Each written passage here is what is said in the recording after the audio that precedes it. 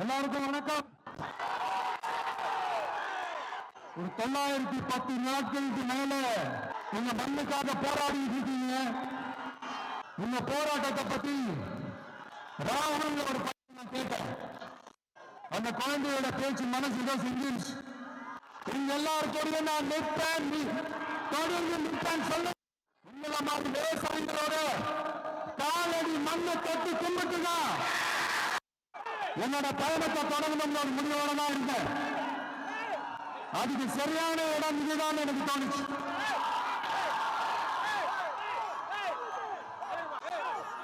என்ன உங்க வீட்டில் இருக்கிற ஒரு மகனா என்னோட கள அரசியல் பயணம்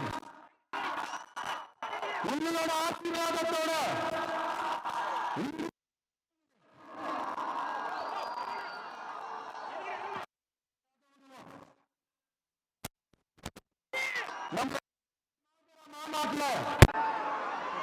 நம்ம கட்சியினுடைய கொள்கையை பத்தி எடுத்து சொன்ன அதுல ஒண்ணுதான் இயற்கை வள பாதுகாப்பு.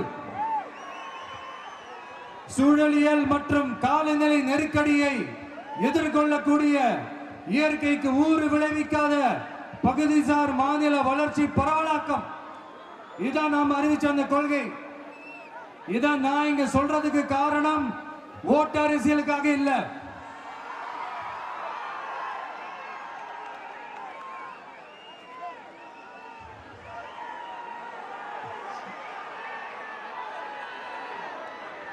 இன்னொரு தீர்மானம் அதே மாநில மாநாட்டில் நான் சொன்னேன். அது விவசாய நிலங்கள் பாதுகாப்பு கொள்கை தீர்மானம். அதுல காஞ்சிபுரம் மாவட்டம் பரந்தூரில் 1000க்கும் மேற்பட்ட ஏக்கர் பரப்பளவில் 13 நீர்நிலைகளை அழிச்சு சென்னையை நிரந்தரமாக வெள்ளக்காடாக்கும் திட்டத்தை ஒன்றிய மாநில அரசுகள் கைவிட வேண்டும் வலியுறுத்தின. அது மட்டும் இல்லாம இந்த மண்ணுக்காகவும் மக்களுக்காகவும் நம்ம விவசாயிகள் பாதிக்கிற இந்த திட்டத்துக்கு எதிராக சட்ட போராட்டம் நடத்தவும் தயங்க மாட்டோம்னு சொல்லியிருந்தோம். அதே இங்க உங்க முன்னாடி ரொம்ப ஸ்ட்ராங்கா வலியுறுத்துறேன். இந்த பிரச்சனையில நான் உங்களோட உறுதியா நிற்பேன். இன்னொரு முக்கியமான விஷயம், நம்மள ஆண்டுகிட்டு இருக்கிற ஒன்றிய அரசுக்கும் மாநில அரசுக்கும் நான் சொல்லணும்னு நினைக்கிறேன். நான் இங்க வளர்ச்சிக்கு எதிரானவெல்லாம் கிடையாது. ஏர்போர்ட்டே வரக்கூடாதுன்னு நான் சொல்லல. இந்த இடத்துல வரக்கூடாதுன்னு நான் சொல்றேன். இதை நான் சொல்லலன்னு வைங்கள, இவன் வளர்ச்சிக்கு எதிரானவன் அப்படி இப்படின்னு சொல்லி ஒரு கதையை கட்டி ஆரம்பிச்சிருவாங்க. சரி, நமக்கு அதை பத்தி கவலை இல்லைன்னு வைங்க. எல்லாத்துக்கும் மேல இன்னைக்கு இந்த பூமியில வாழ்ற எல்லா உயிரினங்களோட இருப்பையும் புவி வெப்பமயமாதல் பயமுறுத்திட்டு இருக்கு. அதனுடைய ரிசல்ட் தான் ஒவ்வொரு வருஷமும் இந்த மழை காலத்துல வெள்ளத்துல சென்னை சிட்டி எப்படி தத்தளிச்சுக்கிட்டு இருக்கிறது நம்ம பாக்குறோம். இப்ப ரீசன்ட் டைம்ல எடுத்த ஒரு அறிவியல் ஆய்வுல இப்படி ஒவ்வொரு வருஷம் சென்னையில வர ஃப்ளட்டுக்கு காரணமே இங்க இந்த சுற்றுவட்டார பகுதியில் இருக்கிற சதுப்பு நிலங்களை நீர்நிலைகளை அழிச்சதுதான் சொல்லுது. இப்படி ஒரு சூழல் இருக்கும் போது 90% ஆஃப் விவசாய நிலங்கள் 90% ஆஃப் நீர்நிலைகளை அழிச்சு இங்க அந்த பரந்தூர் விமான நிலையத்தை கொண்டு வரணும்னு எடுக்கிற அந்த முடிவை எந்த அரசா இருந்தாலும் அது மக்கள் விரோத அரசா தான் இருக்க முடியும்.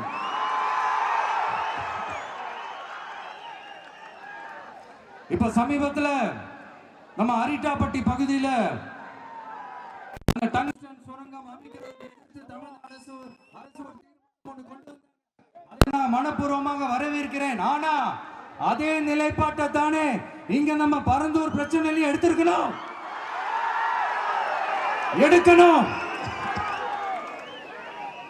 எப்படி அரிட்டாப்பட்டி பகுதி மக்கள் நம்ம மக்களோ அதே மாதிரி தானே பரந்தூர் மக்களும் நம்ம மக்கள். அப்படித்தானே ஒரு அரசாங்கம் யோசிக்கணும். ஆனா அப்படி செய்யலையே. ஏன் செய்யல?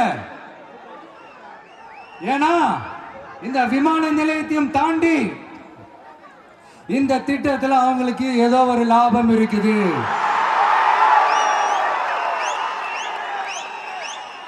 அத நம்ம மக்கள் தெளிவா புரிஞ்சு வச்சிருக்கிறாங்க.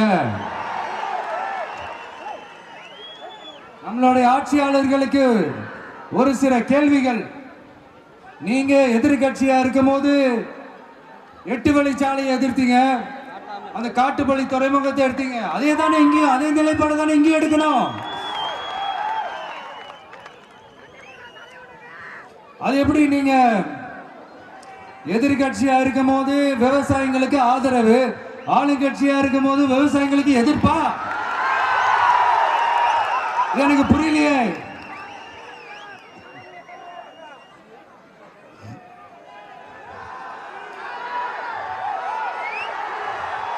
அதனால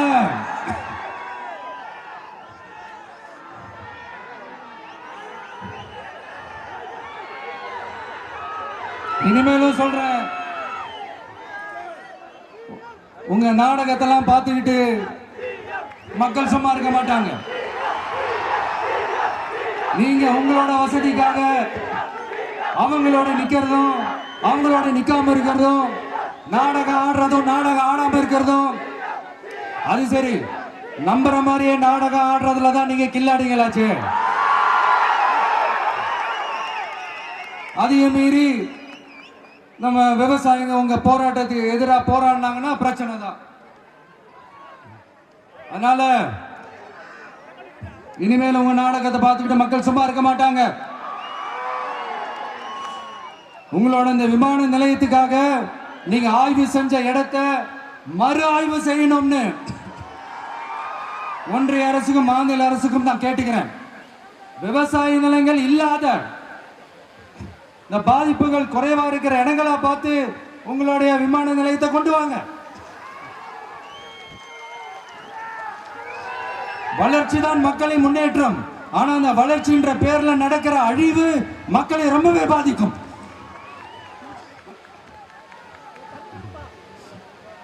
நீங்க எல்லாரும் உங்களுடைய ஊர் கிராம தேவதைகளான கொல்லமெட்டால் அம்மன் மேலையும்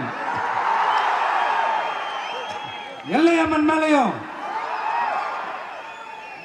ரொம்பவே நம்பிக்கை வச்சிருக்கீங்கன்றது எனக்கு தெரிஞ்சது. அந்த நம்பிக்கையை இழந்துடாதீங்க. உங்களுக்காகவும் உங்க ஊருக்காகவும் இனி உங்க வீட்டு பிள்ளையான நானும் தமிழக வெற்றி கழகத்தோட தோழர்களும் சட்டத்துக்கு உட்பட்டு எல்லா வழிகளிலும் உங்களோட உறுதி அளிப்பேன். உங்களோட ஊருக்குள்ள ஏகனாபுரம் ஊருக்குள்ள வந்து அந்த திடல்ல தான் உங்க எல்லாரையும் மீட் பண்ணணும்னு நினைச்சேன். ஆனா எனக்கு பர்மிஷன் கிடைக்கல. இங்கதான் பர்மிஷன் கொடுத்தாங்க. நான் ஏன் ஊருக்குள்ள வரணும்னு தடையின்னு எனக்கு தெரியல.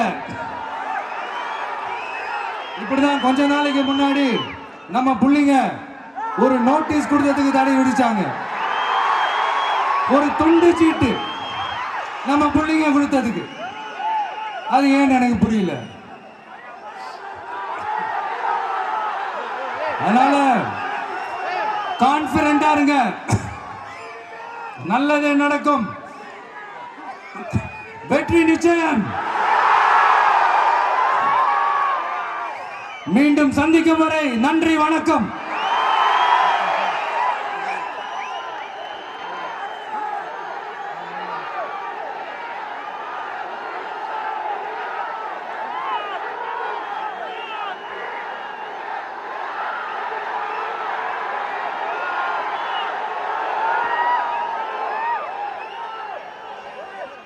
இன்னும் கொஞ்ச நேரம் டைம் ஸ்பெண்ட் பண்ணலாம் தான் வந்தேன். ஆனா இந்த நிலவரம் பார்த்தா முடியாது போல் இருக்கு. சரி, ஓகே. உங்க எல்லாரையும் பார்த்ததுல ரொம்ப ரொம்ப சந்தோஷம். மீண்டும் இதே ஊருக்கு, உங்க ஏகனாபுரம் ஊருக்குள்ள நான் வரேன். Thank you so much.